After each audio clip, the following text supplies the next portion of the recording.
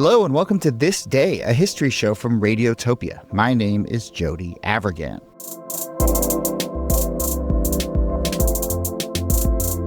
It is 50 Weeks That Shaped America, week 6, and we are looking at the premiere of Roots in the winter of 1977. Now, we're off by a week or so with our timing here, but Roots did air on TV for 12 hours over 8 consecutive nights at the very end of January 1977. Incidentally, ABC aired it on those consecutive nights because they were worried it would be a flop, and they figured, let's run it in 1 week and basically just get it over with. Instead, of course, it was the most watched TV show in history at the time, an absolute sensation.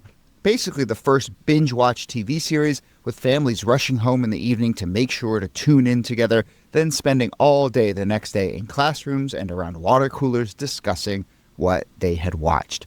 The impact of the show, which was based on Alex Haley's book, went far beyond television, though. For the first time, many Americans had to confront the horrors of slavery as the series begins in Africa and shows black men and women being kidnapped, brought across the Middle Passage and to the American South.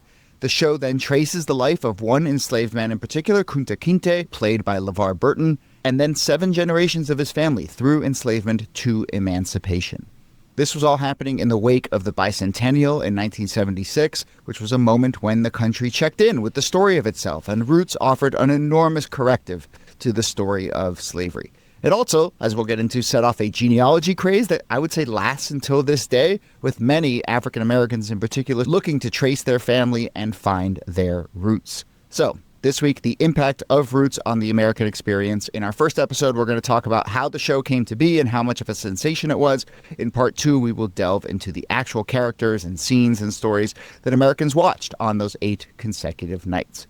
Here, as always, Nicole Hammer of Vanderbilt and Kelly Carter-Jackson of Wellesley. Hello there. Hello, Jody. Hey there. There is so much to get into with this series, and luckily we do have Kelly with us, who, Kelly, you edited a book on Roots a few years ago? I did. Reconsidering Roots with my colleague Erica Ball, and we had so much fun editing this collection. It was like so mind-blowing because I didn't realize how much of an impact Roots had, not just on us and on people who watched the show, but even people around the world that were watching Roots in London and Australia and China. It's quite remarkable the impact that it has all around the world. And obviously we're going to talk about the book that leads to it and Alex Haley, the author of that book. But we are going to focus in our 2-part series here on the TV series and its impact, in part because we did do an episode a couple years ago about the book and the writing and the backstory and some of the accusations of plagiarism and the controversy around Alex Haley and so forth. So we're going to rerun that episode to give everyone the deep dive on the book itself. We're going to rerun that on Sunday. But for this week, more on the TV series. And Kelly, I don't know, let's go right to the night of January 23rd, 1977. ABC airs the first episode of its 8-part series. And I was thinking that maybe we could watch, all 3 of us together with our audience, the teaser for the series that ran right before that first episode aired. So this is what Americans saw on the very first night when they tuned in to watch Roots. Tonight, we present a landmark in television entertainment. Roots, the true story Alex Haley uncovered in his 12 years search across the 7 generations of his ancestry. After 2 years of production, we present this incredible saga in an epic motion picture. Roots, the current #1 best-selling novel, is the television event of the year. From primitive Africa to the Old South. Roots sweeps across the panorama of a young America, bursting with all the dreams, all the joys, and all the hardships of a vibrant country and its people through the years of slavery. All right, pause it there. What do you make of that framing? That's a lot. I don't know about dreams and joys. I mean, the joys of slavery. What are we watching here? It does sell it in the trailer as a much more triumphant, positive story than I think viewers are actually going to be set up to see. I mean, Roots, even in 77, it's violent. There's some real violent scenes all throughout. And I don't think after watching that trailer, viewers would have been like fully prepared for what they were about to take in. It's also fascinating. The way that it starts is not with scenes from the show itself, right? It's a focus on Alex Haley. He's in the archives. It's really saying, like, you've heard about this book. You've heard about Haley. There's an impressive amount of research that went into this, and this is going to take you into this story. And so the fact that it's kind of set up as almost like this is a true story coming out of real research is a really interesting framing. Which, as people will hear in the episode we will run on Sunday about Haley himself, he was okay with people believing that to some extent, right? Yes. Like a docudrama. Exactly. Look, there's always a tension between the marketing of the thing and the thing itself. But clearly, you just heard it right there. And we'll talk about some of the specifics about the development and marketing of this series, bringing it to air. But clearly, like, the pecking order is, this is a very famous book, so obviously we got to turn it into a movie series. And then it's like, this is the story of a young nation. This is a family drama. And then it's like fourth or fifth on the list. It's like, oh, by the way, it's also like the story of a horrific and shameful period. Slavery. By the way, slavery. But, joys and dreams and slavery. And those people who are listening don't see these visuals. We'll link to it in the show notes, this little teaser. But literally, while it's saying, like, the exciting birth of a new country, there's images of a slave catcher throwing a net over Kunta Kinte as he's trying to escape. As much as they're trying to frame it, like, if you're going to show clips from the series, you're going to show some of this stuff. Yeah. They also show, like, Kizzy, Kunta Kinte's daughter, being, like, pulled away in a wagon. I mean, it is the first time, I believe, that you see, like, the slave ship on the water, making that journey, the Middle Passage. These are aspects of slavery that people have never really seen before, in part because all of the TV and film that has tried to depict any aspect of slavery has just been trash. It's just been like racist trash, where you get these either romanticized stories, or you have, like, sort of your Gone with the Wind, or like this sort of Disney presents slavery. It's not good. And so to the creators' credit, this is kind of the first time where they were making an attempt, as best they could, to give you what they believed was an authentic, or authentic at least for 1977, version of slavery. The other thing I think is worth flagging from the trailer, which we will get more into, is that, one of the first things that you see is a white couple dancing. The end of the trailer shows a white woman and a black woman embracing joyfully. There are a lot more white people in the movie than in the book itself, and they're depicted often in these joyous and moments of interracial harmony for reasons that we'll get into. Yeah. So, okay, both of you are starting to hint at the big context I think we need to lay out over the course of this episode before we then return back to the actual content of Roots itself. There's the context of where the country is at this moment. There's the context of where television is at this moment. And then there's the context where specifically the story of slavery and Alex Haley's book are and how they get adapted. But before we do that and take that big step back, I think a lot of people know the basics of the story of Roots. I tried to sort of give a sense of it in the intro, that it traces this one man, Kunta Kinte, and his kidnapping from Africa, and he comes to a plantation in the South. But Kelly, 12 hours in 30 seconds. What else? What's the basic gist? Who are the key characters? We will go much deeper into this in the next episode, but people should have the plot in their head. The basic gist is that Alex Haley is an African-American who is trying to trace his family roots, and he gets back to his earliest ancestor, who goes by the name of Kunta Kinte.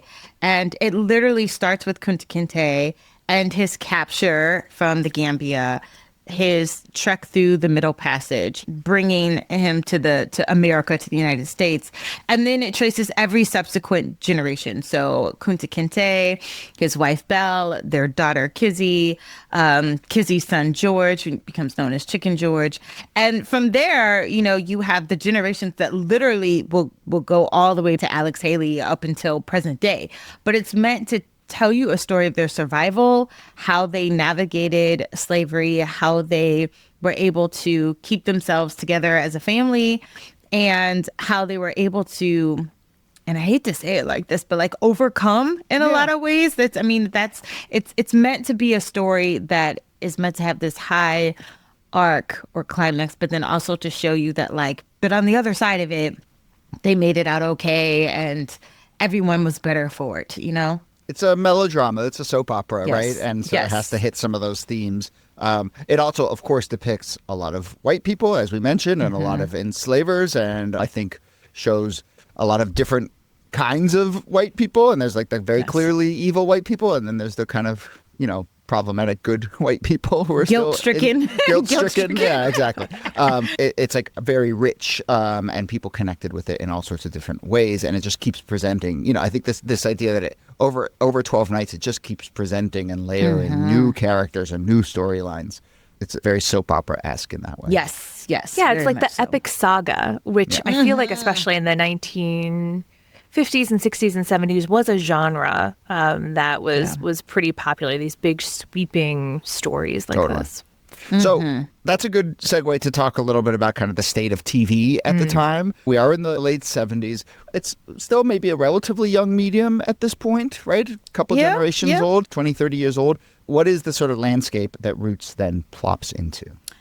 I mean, it's not good. TV is still very racist. You don't have a lot of Black characters on TV. And when you do, it's pretty transformative. I mean, some people may remember from the 1960s, Diane Carroll, she played Julia, who was a lead African-American woman. You might remember like Good Times, or we've already talked about All in the Family, like Norman Lear's show. But race was not something that was really touched upon. And when it was, you saw still like the tropes, the caricatures were still very common. People were trying to break out of that, but it was difficult to get shows that gave sort of the diversity of the Black experience.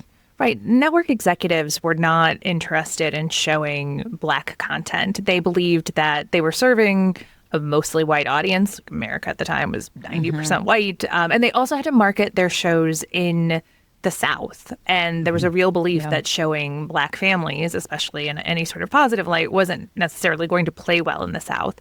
But as Kelly was pointing out, something was changing in the 1970s.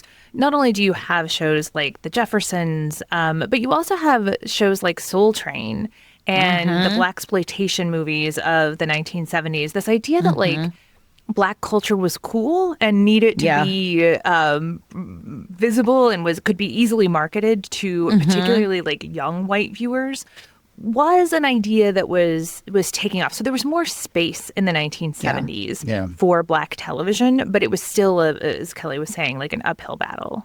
And look, obviously these things move so fast, especially in television and in new media. But I am fascinated at the like very specific moment of 1977 that potentially there was already the sort of beginning of a backlash to some of the stuff that was happening in the mid 70s, just a few years earlier, where All in the Family and the Jeffersons and so forth were very popular and all the stuff you just described, Nikki. But, there is some indication that by the time you even get to like the difference between 77 and 75, you start to get a little bit more of a sanitization. Shows like Happy Days and Charlie's Angels and Laverne and Shirley are kind of on ascendant, and those shows are just like, they don't want to touch race. They're very sanitized. They're kind of looking back, a lot of them, to the 1950s. And so it's just interesting, even the kind of microcycle into which Roots drops. And I do think that is related to the fact that 76 was the bicentennial, and we're going to touch on this over and over throughout this series because it's so resonant to the moment we're in right now. But I do think over the course of 1976, Americans kind of were told and sort of found comfort in a pretty sanitized version and simplified version of U.S. history. And so it makes it even more fascinating that Roots drops right in the wake of that, like Roots dropping even a year earlier would have been like very different because it would have been before America had this conversation with itself, and instead it's coming right in the wake of that. And I think that's really important context. Yeah. And I think it's also coming on what we would see very much as the end of the civil rights movement. I mean, by the time you're in the 70s, like people have looked back on that era as like, wow, these were crazy times, thinking about, the civil rights movement, thinking about the end of Vietnam, thinking about like sort of the waning last years of the Black Panther and Black Power movements and, women's lib. Like people are escaping to TV for things that just make them feel good. It's like in the 90s when people were I just want reality TV show. I just want to check out. And there is an element of that where people just want to watch something that does not necessarily challenge their perceptions. I think that's right. And there's also something else that's happening, which is you're coming out of the civil rights era. And there's almost like there's this attempt to overwrite the images of white Southern sheriffs with celebrations of white Southern culture. And so you see the revival of Gone with the Wind.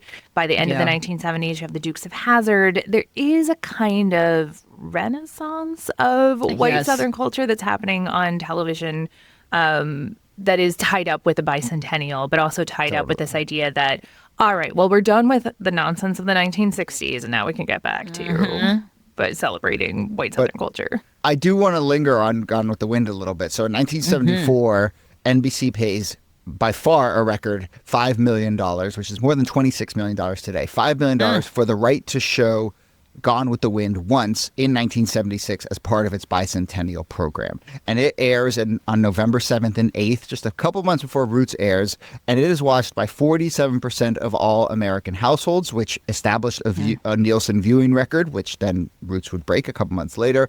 To me, like, I'm planting my flag as like single most telling little tidbit about 1976, about maybe our whole series. Like, you know, I don't know if anything will top this, but the fact that the number one show in 1976 is Gone with the Wind, and then the number one show of 1977 is Roots. It's like, just, you know, like write your thesis like, just about that, you know? Like, it just says everything. I mean, it's stunning. It says everything. Yeah, it says everything. And it says a lot, I think, about like, and this is kind of where we are now, like a nation divided. Like there's one story we want to tell about ourselves that makes us feel really good. And there's another side of that story that is problematic and challenging to watch. And I think that is all, you are always going to have those two tensions like operating against each other. Who wants to like feel good and who wants to be told the truth? Yeah. And that's why it does feel like kind of a roll of the dice to go all in on Roots. Although, you know, it was a best-selling book, so there was clearly a hunger for this story and a reason why in the midst of this sort of Gone with the Wind revival era, you're seeing the development of this series. Yeah. So without going too deep into the backstory of the book, since we are going to run an episode on that, let's talk about how the book becomes a sensation and then more specifically kind of how it starts to get adapted for TV. But Nikki, you mentioned it. First off, it's 688 pages. That's a lot. It spends 4 months in the New York Times bestseller in the fall of 76, and it sells more than 6 million copies. It's translated into more than 35 languages. Somewhat controversially, Alex Haley is given basically a special Pulitzer Prize, like a special recognition Pulitzer Prize for this. But, you know, Kelly, what is your sense of why it hit so hard? And then moreover, how quickly do you think people were like, well, this needs to get adapted for TV? Oh, first of all, the idea of putting it on TV came before the book had even been written. So David Welber, who is the executive producer and director, says, I want to buy the rights to this TV show. And Alex Haley's like, wait, I haven't even written the book yet. And he's like, that's okay. It's going to be a smash hit. And I want to make sure that I have control to tell that story. And so just on that point, that clip, I'm realizing that clip we just played, it says, a series 2 years in the making. And I wonder if people were like, wait a minute, but the book came out last fall. So they kind of give it away there, right? Well, the book had been, so the origins of the book had been out even longer than that. I mean, Alex Haley had been working on this book for years, close to a decade, maybe a little over a decade. And his thing was going around the country giving lectures about his, long lost ancestor. The story of the African is how he would tell it. And so, the story itself had been sort of in the ether for a while. But I think, as with a lot of good stories are, when you tell people sort of your elevator pitch, people can automatically see that as oh, I see characters, I see the TV, I see how this plays out. And so I think that played a big part into it becoming this TV series, was how people could conceptualize it for smaller screen TVs, not for a film, because it would be too big. Again, the book's 700 pages almost. You cannot make that a film. But in miniseries is actually the perfect format for this kind of retelling. And the miniseries is new in 1977. I mean, it wasn't like they had a lot of miniseries before. So Roots is doing a lot of new things. It's having this format of every single night consecutively, you're going to see the show. but also you're seeing it in color, which color TV is becoming sort of like the final sort of mainstay of how people are watching their TV shows. About 80% of TV shows now have color. I do think color and the visual aspect of watching TV in sort of that high definition mode adds to the sort of emotional response that you have to seeing something that feels real and not dated. So there's a lot that goes into making the miniseries, even while the book is still on the shelves. What's so fascinating about that is that there's clearly like a deep investment in this becoming a mini series, as Kelly was saying. In fact, it's like feeding back into Haley's writing of the book. As he's writing it, he's getting ideas from the people who are writing. Like they're writing it simultaneously. It's like it's like what happened with Game of Thrones, right? Where sometimes the TV series would go in front of the author and he would get some ideas or whatever. That's remarkable. Yeah. But even though they've like invested all of this money into it, they're still like, how do we sell this to white people? And this fear that there's going to be some resistance on behalf of their white audiences. So one of the things that the screenwriters are doing is they're adding more white characters who can act as avatars for the audience. So the audience, they hope, is not the white audience is hopefully not going to see themselves in the enslaver or in sort of these brutal scenes of whippings, but they can find themselves in morally conflicted characters. So they add the character of the case of the Middle Passage, they add a ship captain who's played by Ed Asner, and he is kind of the conscience of it, right? He's the one who's like, I don't know about this. This doesn't seem right. And so the white audience can see themselves in him, and then they have a way into the show where they can see themselves in one of the characters.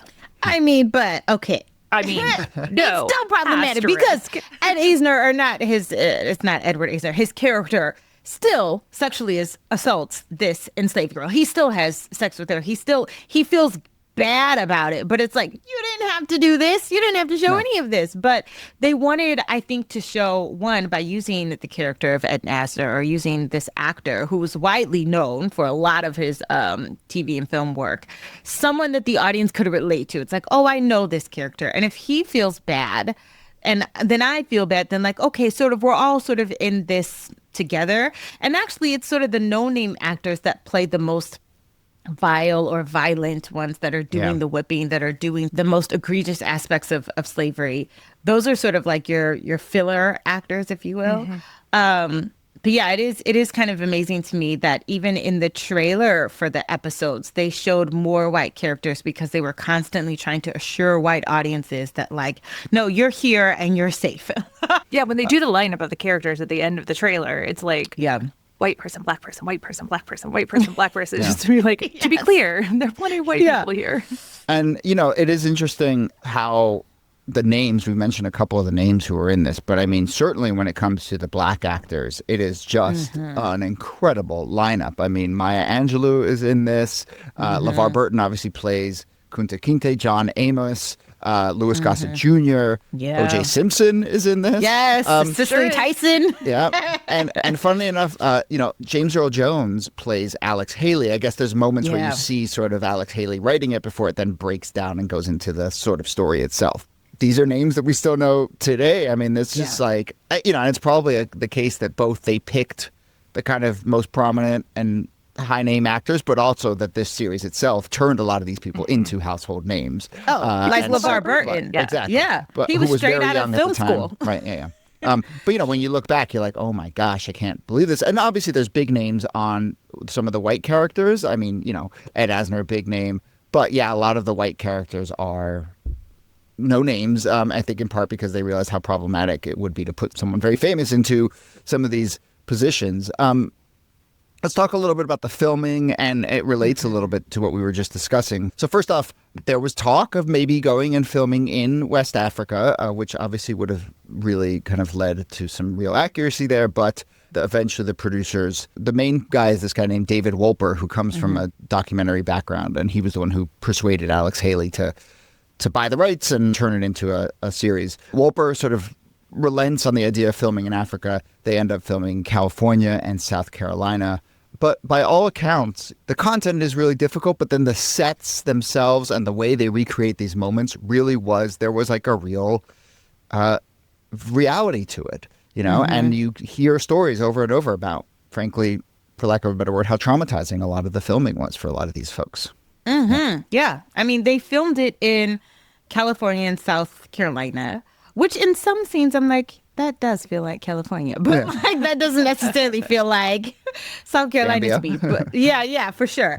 But the scenes that they're doing, especially the middle passage, I mean, that scene in which they have every single Black person shackled together, crunched into this small hole of the ship, it was so traumatizing for some of the actors and for some of the people who were just extras that after one day they didn't come back. They were like, actually, it's not worth this. This is too traumatic. And there are certain scenes that even LeVar Burton, I think, has like repressed. Like he's like, I didn't want to remember the scene, the whipping scene, especially where they're, you know, whipping him to say his name.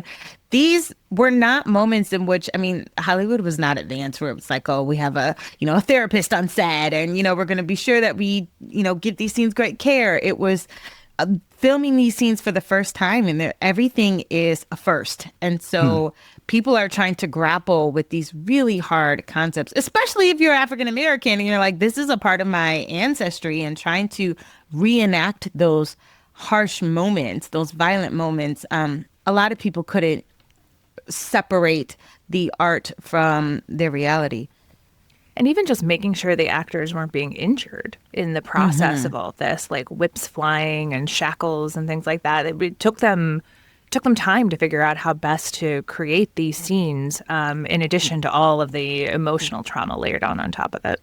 Yeah. And I also think it's important to say that because it's 1977, we're talking about someone whose grandparent or great grandparent would have been enslaved. So there's not this big, great distance from slavery that people might think. Well, that's interesting. I mean, look, we'll build to this big idea because this is really gets at the heart of like what the impact was. But it's interesting you say that, and I think it's worth pointing that out. But there is also a huge part of the Roots story is that there is a moment of sort of historical remembering, and that there had been some forgetting, and that a lot of people talked about, you know, certainly white Americans, but even African Americans, that this was the first time they kind of had to really confront this stuff and really think about this stuff. And just, Kelly, when you were discussing about when you were talking about the kind of what was happening on set, it made me realize that how complicated is that for, I'm sure for some of the Black actors, they were sort of confronting the story of slavery and their grandparents and grandparents, and all, like in the moment that they were also then portraying it. I mean, you know, it's just so layered and complicated for those actors specifically.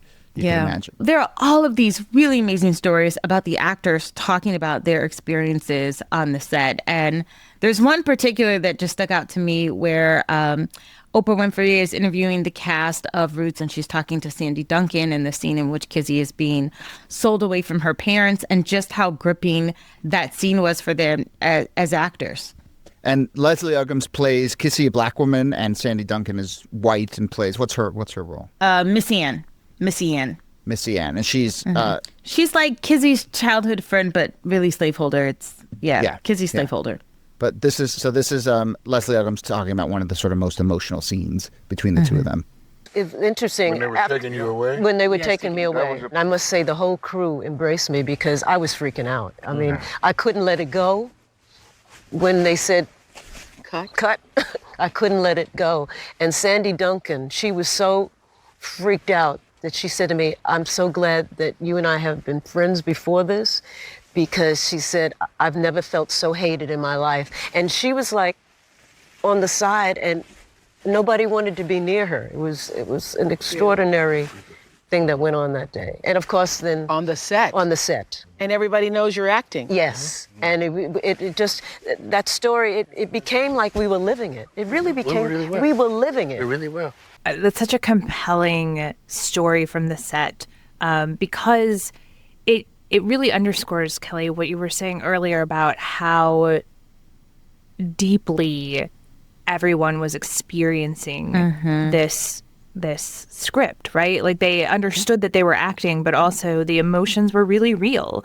And the emotion of being torn away from your family and sold away from your family, the person who is doing that to you you are going to resent them. And that resentment is not going to go away just because a director has yelled cut. And it's such a great encapsulation of exactly that dynamic you were talking about. Yeah. Yeah. And it's not as though outside of oral history or family history, it's not as though Americans, black or white, are getting this history in the classroom. I mean, you have to be at a pretty progressive school in 1977 to be giving you this kind of, intricate history of slavery that's not brushing it off, that's not just sort of skipping by it. And I think that's why people were so glued to the TV screen every single night, because as much as Roots has, aspects of it that are problematic for sure, I think this is something that people just could not relinquish. And every time I have talked to someone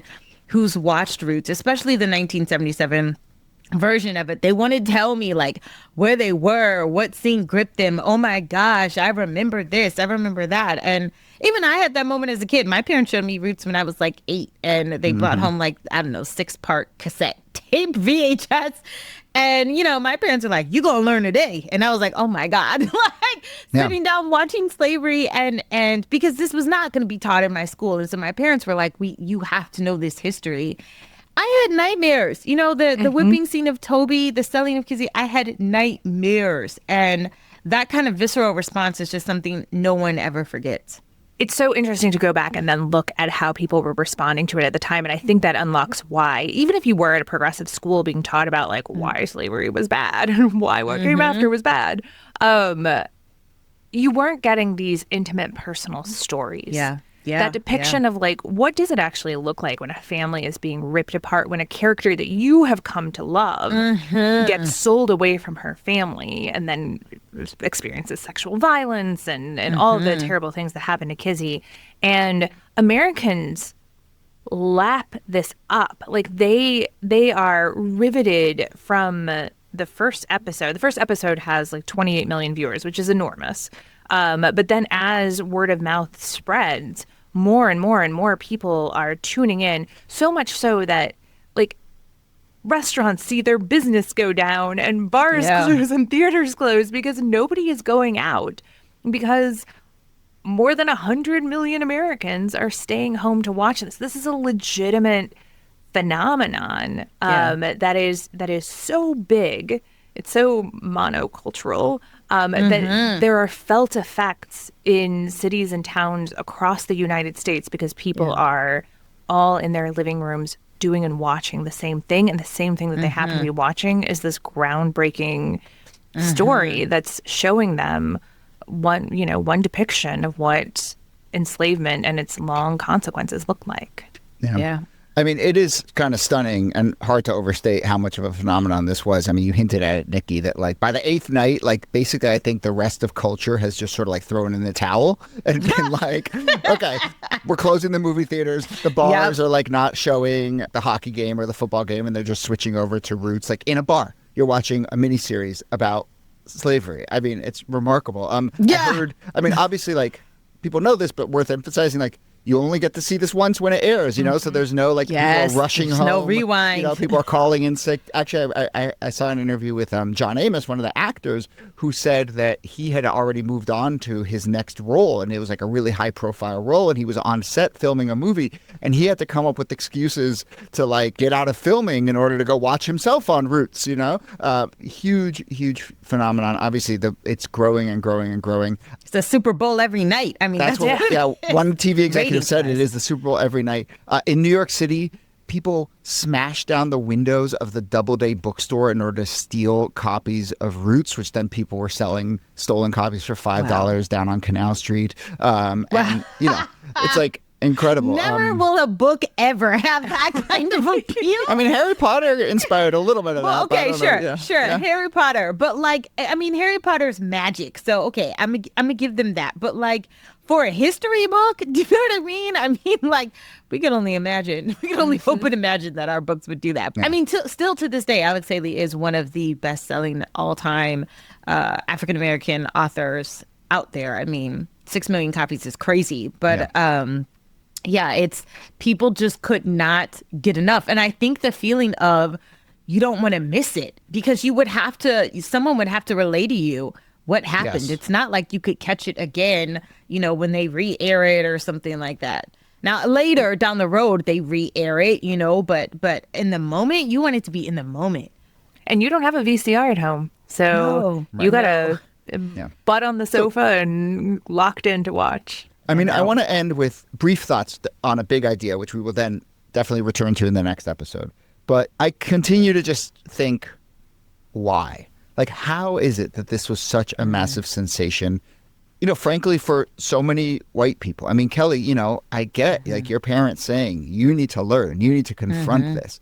But how does that turn into a huge viral television sensation night after night? I mean, I'd put it cynically, like how is it that so many white people were willing to tune in night after night after night and be confronted with such like awful stuff? I could see a lot of white people, and they did. We'll talk about the backlash, but a lot of white people, didn't tap out. They said, I'm in it, Yeah. Why? And I think it is because the way Alex Haley is telling this story is as though it is the quintessential immigrant story. Now, it is not. I mean, this is forced migration. But the way he is telling the story, European Americans are thinking about what their own ancestors went through to get to this country, how they started at the bottom and sort of worked their way up. And that story in the 70s resonates with a lot of people. People start going to genealogical societies. They want to know about their grandparents. They want to know how far back they can trace it. And that is where I think, the story does something different than what scholars kind of wanted it to do, was to get people to focus on the history of slavery. And instead it became more of a story of genealogy and family discovery and identity than it did about the actual history of slavery or reparations, or like how do we sort of, make sense of our nation's sin. That wasn't the moment people were having. People were thinking, how do I think about myself in the middle of this? We will pick that up in the next episode with a look at what viewers actually saw and how viewers found themselves, white and black, in this. And we will also, of course, talk about the fact that a lot of people did not see themselves in this. And just as much as this was a sensation, this was also contested territory. There was a big backlash. And, I'll tease some of that by saying that Ronald Reagan, who had just run for president at this point, is, his political star is rising and rising. And he chimes into the discourse and he says, quote, "Very frankly, I thought the bias in Roots of all the good people being one color and all the bad people being another was rather destructive." So close. So close to getting it. So close. Oh my God. What colors were those, Ronald Reagan? Who knows? Just one color and another color. But yeah. Anyway, we will leave it there with part one of our look at Roots. I know we've spent a long while talking about kind of the development and how Americans reacted. Next episode, we're going to dive right into what Americans actually saw night in and night out. We'll talk about some of the key scenes and the key characters. I really want to dig into the actual depiction of slavery and all the scenes at the heart of the show. That is in part 2 of our 50 Weeks That Shaped America, week 6 on the premiere of Roots. Nicole Hemmer, thanks to you as always. Thank you, Jody. And Kelly Carter-Jackson, thanks to you. My pleasure. Hello and welcome to This Day, a history show from Radiotopia. My name is Jody Avirgan. This is 50 Weeks That Shaped America, week 6, part 2. We are in the winter of 1977 when the television show Roots first premiered on ABC over 8 consecutive nights, and it became an absolute sensation. It was not just a TV experience, but a cultural, social, and political phenomenon. Last episode, we talked about the development of the show and some of the initial reaction, but let's get right back into it and break down what Americans actually saw night in and night out, the characters, the storylines, the memorable scenes. Here, as always, Nicole Hemmer of Vanderbilt and Kelly Carter-Jackson of Wellesley. Hello there. Hello, Jody. Hey there. Now, Kelly, just to reset, will you remind us and our listeners about the basic plot line of Roots, the TV series, and then we can start to pick out some of the scenes that you think kind of most represent what Americans saw? Yeah, sure. So Roots tells the story of Kunta Kinte, who is born and living in the Gambia and is kidnapped and trafficked to the New World, to the United States. And it follows his story as he transitions into being a free person to being enslaved. It follows him and his many attempts to escape slavery. And then it also shows him getting married and having a child, and then what it means to subsequently lose that child through the auction block, through violence. And then each generation is really followed through after, from Kizzy to Kizzy's children, and so forth, all the way down into get to Alex Haley. And each episode really tells a different aspect of the lived experiences of Kunta Kinte, each descendant, and what they are facing inside of slavery. Yeah. We talked last episode about how a lot of the sort of framing and marketing of this series tried to appeal to white audiences and kind of cast it as an American story and a story of this country's birth and, overcoming its, the more problematic parts of its past to become a great nation, which is all to say that it is notable that the first episode takes place entirely in West Africa. I wonder what viewers made of it when they first tuned in and said, oh, here's this great American melodrama. And instead, the first episode is entirely about a young Kunta Kinte with his tribe in Gambia. Yeah, that is remarkable. Like, I can't think of another show, TV series that is showing what life is like in Africa with dignity, with pride. You're getting to see how much Kunta Kinte is loved. You see really his birth story, him being born, and his father holding him up to the sky, and all of the rituals, all of the faith that they have. They're Muslim, and they're praying to Allah. You see aspects of Black life that don't feel stereotypically sort of primitive or pagan. And that, I think, was powerful in and of itself, that you could watch African people just be African people and sort of not have a context around it that felt like Tarzan or felt like a caricature. It's interesting to think about how different audiences would have viewed that, because I can certainly see like how neatly that fits with the Black Pride and Black is Beautiful movement and the exploration of African roots that's happening across the Black community in the 1960s and 1970s. And then I wonder if for white viewers, if there wasn't a kind of sort of anthropological interest, that they're seeing it through the lens of, oh, this is so interesting and exotic and new. And yet, even that said, the fact that it's being shown as dignified and not this sort of primitive National Geographic way of depicting Africa still has an impact, even though it's perceived through pretty different lenses. Yeah. And the emotional tenor, there's fear. There's these scenes where Kunta Kinte is the first one. He's a young boy. He sees enslavers going through the forest, and he then goes and warns his tribe. And the level of fear that you hear in them, and the sort of the father gives a big speech about we have to protect each other. We have to, it just kind of brings you into the nitty gritty and the emotional texture of that moment. This is a massive rabbit hole. I'm sure it's contested. Nikki, I'm sure that there are strains in your world of this. It is notable that in that first episode, there are also depictions of Black enslavers as well, selling Africans to white enslavers, and I'm sure that's been picked up on by various communities as an element here. But I mean, Ronald Reagan missed it. Yeah, Ronald Reagan missed it. There were bad Black people in the movie. It's fine. Don't worry. No, but yes, I mean, this is something that comes up a lot in right-wing circles, right? The emphasis on Black enslavers. Totally. Yes. I have to do that. Like every time I teach, like African American history, I'm always telling my students, like, listen, there will always be mercenaries. There will always be hired hands. There will always be people that were undermining the system at the expense of their, fellow countrymen. Like, that is in every single historical moment you can find. Yeah. But it is important to show that, yes, that African people were a part of the slave trade. Yeah. They're not benefiting from it. They're not leading it. They're not, making the most money. Not even close. But that there is participation, I think, is an honest telling of it. Yeah.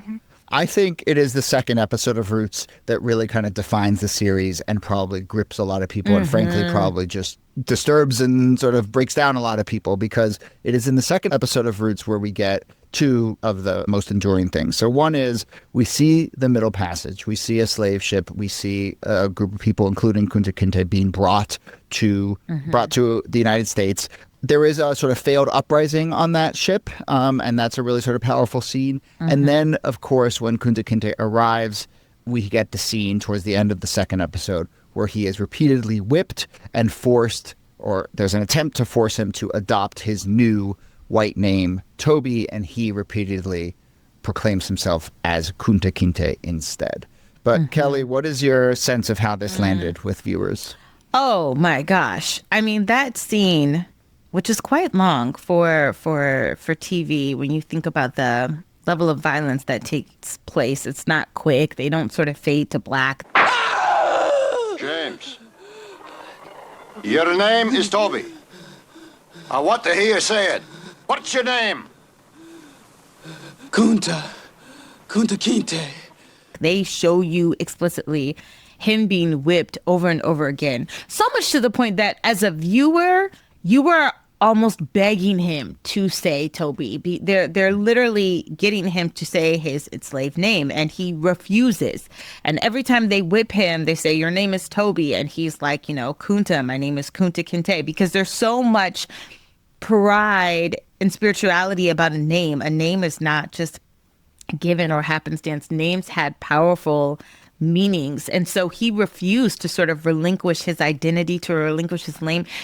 And it's really him refusing to be enslaved. Like, you will not strip me of my humanity. But by the end of the scene, he's whipped so violently, so brutally, that he relinquishes, and he finally, like through gas breath, says his name, Toby. And everyone is watching. This is also like a public affair. It happens in the, broad daylight. All of the enslaved people on the plantation are witnessing him being broken from an African man to an enslaved man.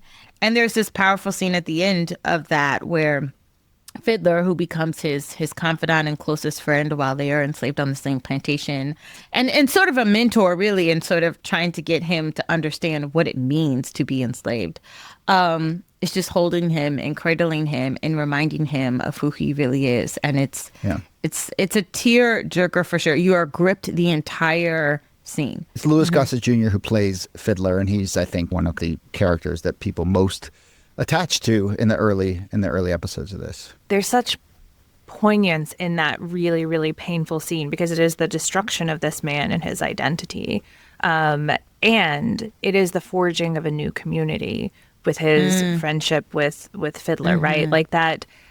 I mean, I realize that there's a problem with the triumphalism of the miniseries overall, but there is something after. And I do think that that's one of the things that Roots does well, is it shows what it means to adapt and survive in the most destructive and dehumanizing system that a person can be part of. I mean, Kelly, you're not just the expert on Roots, but you're also the expert on refusal and the narratives around it. I mean, how much in the story of slavery in the late 70s was resistance and refusal part of the story? I mean, it's one thing to talk about, people were given the story of like slavery as a civilizing force, and this, reputed that. But even more specifically, the idea that there was constant refusal and resistance. I mean, you see it when Kunta Kinte is a young man and he's constantly running away. He does not want to be on the plantation. And to keep him from running away, they cut off his toes. I mean, it's violent. And that refusal, though, you see how he is constantly being broken. And even it's not really until, he finds Belle and they have a child that he decides to not run away anymore. And he actually names his daughter Kizzy because Kizzy means stay put. We're not going to leave anymore. And that could be looked at in a couple of ways. It could be looked at him as basically saying, all right, I give up, I forfeit, I relinquish. But also him trying to figure out, how am I going to survive this existence that I have. And that hit, I think, viewers in a lot of different ways. There are some people who felt like this was the sort of Uncle Tom story of the 20th century, or the Uncle Tom's Cabin, I should say, of the 20th century. And then there are other people who are really trying to figure out, no, like as a Black middle-class person, how am I trying to navigate my survival, my existence? What sort of things do I have to forfeit or capitulate in order to survive? It's also a time when I feel like Black people were changing their names. So they were taking on more African names. They didn't want to be called, sort of Susan or Sherry. Now they're, Keisha and Kenyatta. And that kind of pride of reclaiming African names is a part of this moment, too. It's a refusal to have a Eurocentric name. And that refusal seems to be a part of the ongoing story as you get into later episodes, right? Kizzy, though her name may mean stay put, tries to run away. Her son George later on will be punished just from the belief that he might try to run away after Nat Turner's rebellion. And so this really is resilience is a theme, but so too is rebellion and refusal, which feels. I'm in thinking about Jodi's question and what you were just saying, how that then translates for people in the 1970s up through today. I would imagine people are grappling with, what does it mean for me to resist? What does it mean for me to refuse? Yeah. And what does it mean for me to be resilient in the face of ongoing oppression? Yeah. Yeah. When you're still in the system, not outside the system, but when you're in the system, how do I navigate that? It is worth noting that so many of this is a soap opera, this is a melodrama. So many of those classic melodramatic turns and moments of comeuppance and so forth do happen with Black characters find a moment to kind of resist or, undermine, or, there's a famous moment at the end of episode 4 with Kizzy, who kind of many years after she's on this first plantation where she was born, she reunites with the white daughter of that plantation owner who they had been friends with, Missy Ann. And Missy Ann sort of doesn't even remember her, or claims to not remember knowing a girl by the name of Kizzy, even though they were very close as young people. And the episode, I think, ends with Kizzy spits in Marianne's coffee when she's not looking, which is both, a very sort of nuanced and textured moment of that's the kind of agency and resistance that you can find in a moment like that as a Black woman. But it's also just perfect soap opera, fodder, right? Yes, and you can see why viewers are just sort of titillated by that. Yeah, take that, Miss Anne. Exactly. So, as we said, and we won't go through the whole series, but it's 8 episodes, and it lays out generation after generation. So future generations, we get into kind of Nat Turner's rebellion. We get the Civil War, Reconstruction, the Ku Klux Klan. It ends basically with, emancipation and this sort of, as we've been saying, this triumphant note. Any quick thoughts, Kelly, before we talk about the impact of it all and what to make of it all? Any quick thoughts about the kind of latter episodes or where the story ends up going?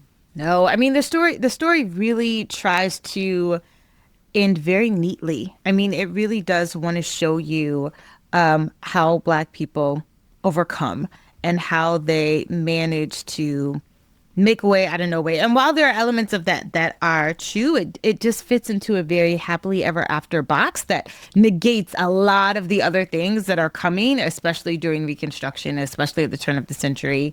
And you do see that in the Next Generations. Alex Haley does a part 2, the Next Generations, but you don't get to see that very much at the end. It's very much a triumph story. And kind of coming in the 1970s as it does, sort of the work is finished story.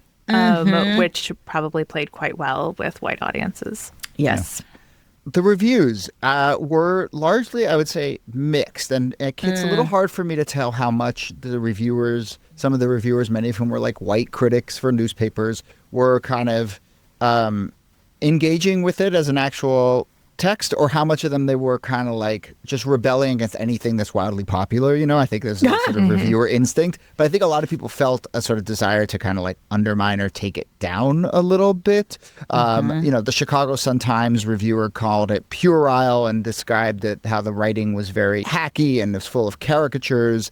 Times critic Richard Scheichel labeled it mandingo for middle brows. Not great. I don't want to. I don't want to linger. I don't want to linger too much on the like critics' reaction. But what do you make of that? Just tell me you hated it. Yeah, but did they hate it because it was like, oh, I wish there was a more nuanced and sophisticated portrayal of the horrors of slavery, or did they hate it because they just don't like popular TV? I personally think the latter. I think that sometimes, as a critic, it is okay to appreciate something that everyone is appreciating and to just ride the moment. I mean, yes, sure, there's always a critique to be had. The miniseries is not at all perfect, but it was not, given what was available at the time, I feel like it's kind of dishonest to act like it could have been so much more than that when there was nothing else other than Gone with the Wind to sort of compare it to. And or Black exploitation films. You did have things like, Mandingo and other films that were coming out later. And those films were absolutely deplorable. But I don't think you can really can Roots in that way. Yeah, I mean, it is a soapy melodrama, and there are just a bunch of critics who aren't going to respond well to that. They're going to be like, well, it's not French Nouveau film. And fine, that's not what it is. But I think I actually think that's misunderstanding what critics should do. If something is wildly popular, you should be trying to figure out why it's wildly popular instead of, necessarily thinking about it just through the lens of a particular set of tastes. And not just popular, but obviously having a deep impact for so many people. Resonating. So, why is it resonating? Let's turn to the way it resonated, I think, frankly, with, mostly with Black viewers. I mean, I'll just read you a quote, but the executive director of the National Urban League, Vernon Jordan, called it, quote, the single most spectacular educational experience in race relations in America. Civil rights leader Roger Wilkins wrote an op-ed in the New York Times, and he said that it may have been the most significant civil rights event since the Selma to Montgomery March of 1965. So, Kelly, help paint the picture of the kind of deep impact this had, especially in the conversation that Black Americans were having. Oh, this was incredible. I don't think you can think of any other sort of cultural, political moment that has that grip on the public, other than the civil rights footage of the march on Selma and things of that nature. People were glued to their TVs. They were transfixed. And I think Black people really for the first times were seeing themselves in a way that felt so deeply personal.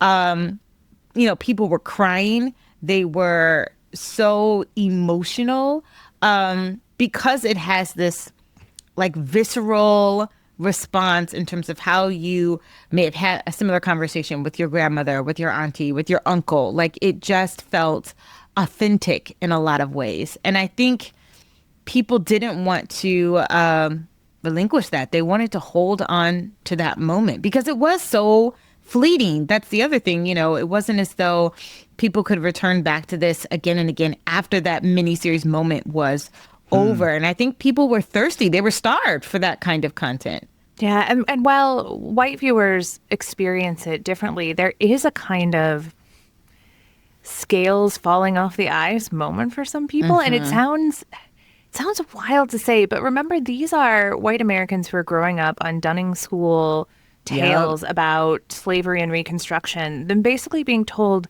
it wasn't that bad. Right? It just wasn't, it wasn't that bad. And actually everybody comes out of it fine. And there's a civil war and then everybody makes up and whatever. There's a woman down in Little Rock, Arkansas, which would have been a place where you would have read these very sanitized versions of slavery, who says after watching it, she says, something inside me tried to say that slavery wasn't that bad, but now I know it was really a lot worse. And for other people who were just like, I'd never really thought about slavery. I never thought about how bad it is. We knew it happened, as a UCLA student said. Whites knew that this happened. We just didn't have to look at it on such a personal level. And I do think that personal level, that personalization for white audiences, when they got connected to these characters, really did make a difference. I will tell you something that I see in those quotes that feels very relevant to right now. But, none of the white people who are forced to reckon with it, in these quotes at least, say the word guilt. None of them say, oh, I personally feel so guilty and this made me feel guilty, which is obviously a huge part of the contested question of, with the kind of history we tell right now. People are pushing back and saying, oh, white people are made to feel guilty. No, they were simply had to think, and there's a distinction between, having to look at something for what it is and feeling personally guilty. And I think it's a worthy thing to think about. And it's the intimacy of it, too. Yes. These are womb to tomb stories. You literally see Kunta Kinte being born. You see Casey being born. I mean, and dying. And I think those stories have such a personal, touch that people feel as though they knew these characters by the end of that miniseries, knew them intricately. Yeah. And so there's just a real sentimentality behind it that I think people really connected with. Yeah.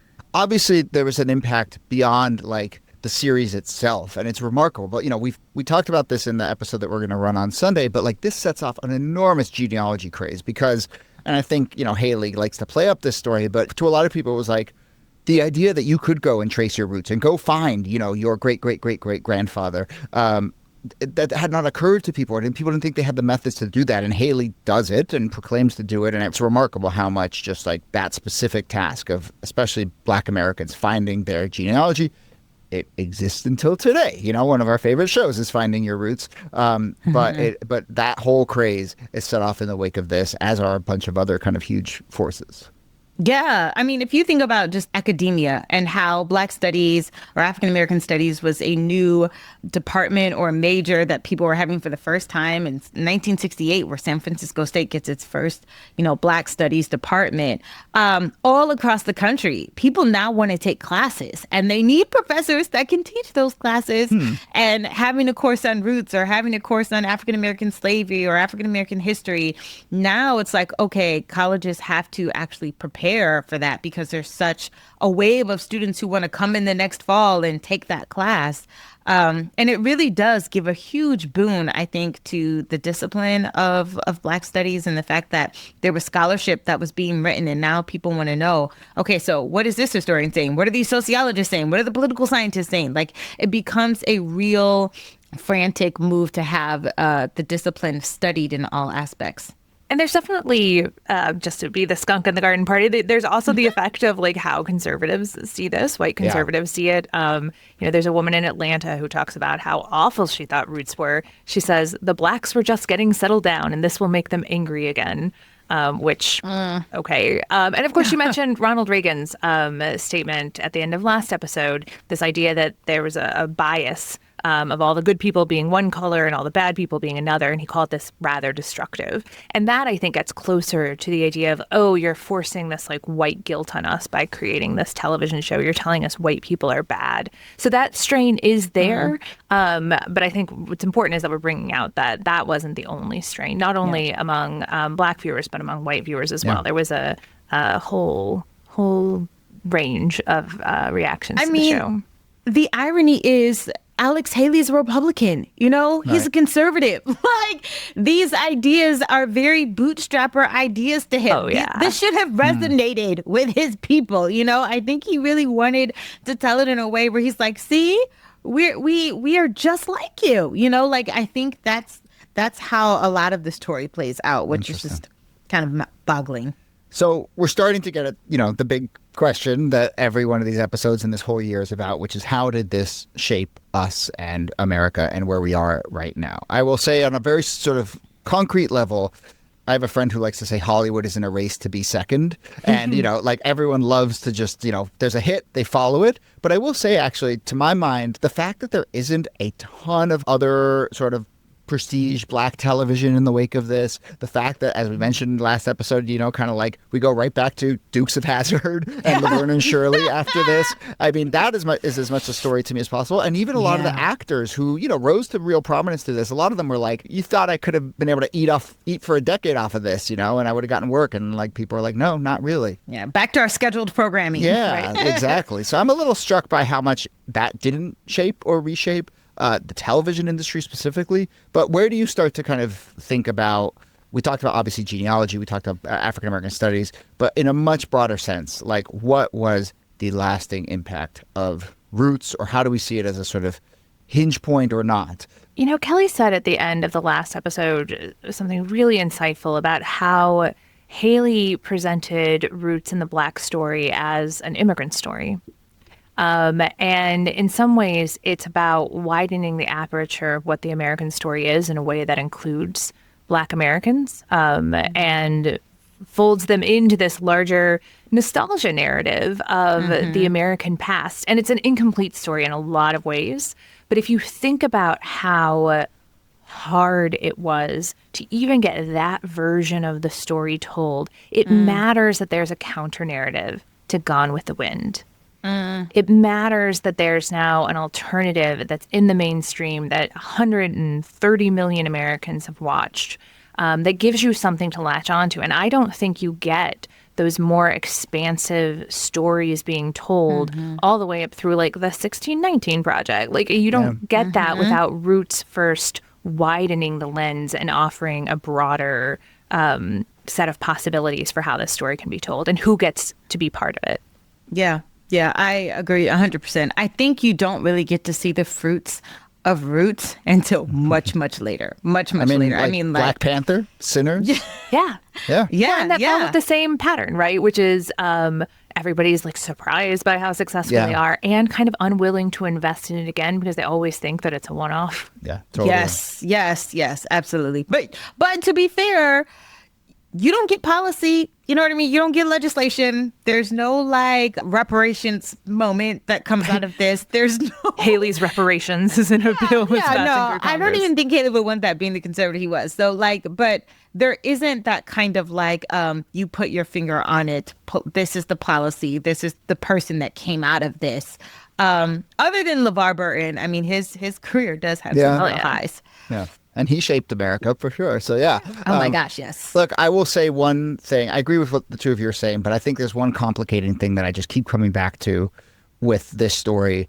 And it has made me really reconsider the idea of a monoculture. And I think we like to talk about in the past, like, everyone was watching the same TV show and 60% of households were tuned in. And so whatever they saw was going to sort of define the culture. I think part of the story here is that sure, everyone tuned in, but then very quickly they went back to whatever space they were comfortable in and they watched Dukes of Hazzard or they watched Gone with the Wind or they didn't really, and like people will always find their bubbles and their little fractured media environments, even in the sort of capital M era of monoculture. And I think that's really kind of the Roots story weirdly offers a corrective for me in that thinking. And obviously we're living in the much more extreme version of that right now where people don't even have those moments where they pop out of their silos. But the silos have always been there.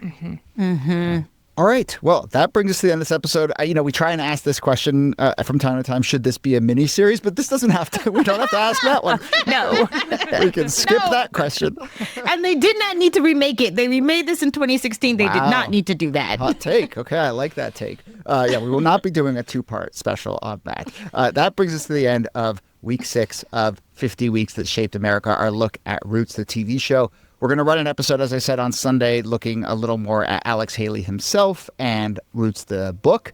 Coming up in future weeks, we're going to talk about the Battle of the Alamo, Lincoln's second inaugural address, down the line, the Triangle Shirtwaist Fire, MLK's assassination, the Bay of Pigs, lots of stuff all over the map coming in our ongoing semi-quincentennial series. But we leave it there for now. Nicole Hemmer, thanks to you as always. Thank you, Jody. And Kelly Carter-Jackson, thanks to you.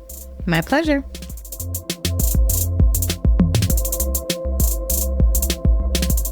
This Day is a proud member of Radiotopia, a network of independent, artist-produced, listener-supported podcasts. Don't forget to sign up for our America 250 Watch newsletter. Every Thursday, you'll get exclusive access to analysis and information about the semi-quincentennial, commentary from our team, and a list of fascinating things that happened that week throughout history. And on Sundays, for our paid subscribers, you get early, ad-free access to our 50 Weeks That Shaped America series, plus other bonus conversations throughout the year. Join in, find out lots more, support the show at thisdaypod.com. You can also follow This Day Pod on Instagram, Blue Sky, and on YouTube. Get in touch with ideas or feedback at thisdaypod@gmail.com. Jacob Feldman is our researcher. Kala Nakua does our transcripts. Special thanks to Audrey Martovich, Yuri Lasordo, and everyone at Radiotopia. Extra special thanks to you for listening, subscribing, rating and reviewing, and telling others about the show. My name is Jody Abergan. We'll see you soon.